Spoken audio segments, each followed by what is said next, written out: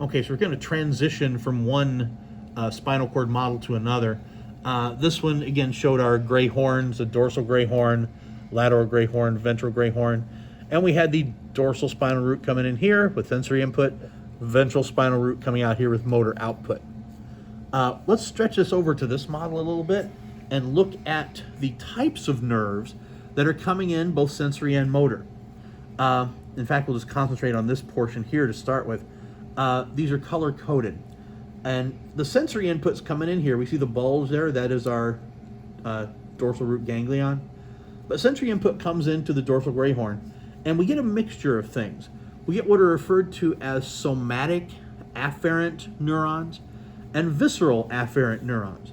Now, in general, somatic refers to things that you are conscious of. For example, conscious touch receptors. I can tell when I've touched something. Afferent refers to incoming stimuli to the spinal cord itself. And so when you think afferent, think arriving at the spinal cord.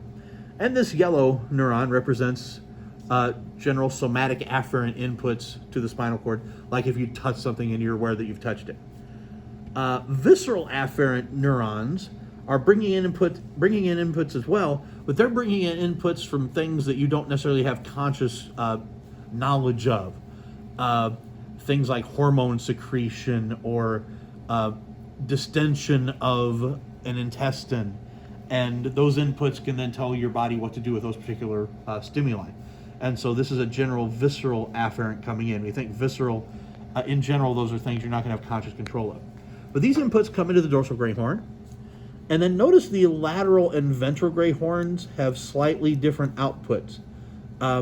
The lateral gray horn is going to provide us with general visceral efferent stimuli. So this is efferent. We think efferent, think exiting the spinal cord. And you'll notice here we have these little cell bodies that are in the lateral gray horn. And it's visceral because these are outputs that you don't necessarily have conscious control of. And so it could be an output to tell smooth muscle in the stomach to contract, for example. And then notice here in the ventral gray horn, with the cell body starting up a little bit higher, this is general somatic efferent. These would be outputs that you would probably have some conscious control of. So probably you had a message sent down from the brain to cause this to happen.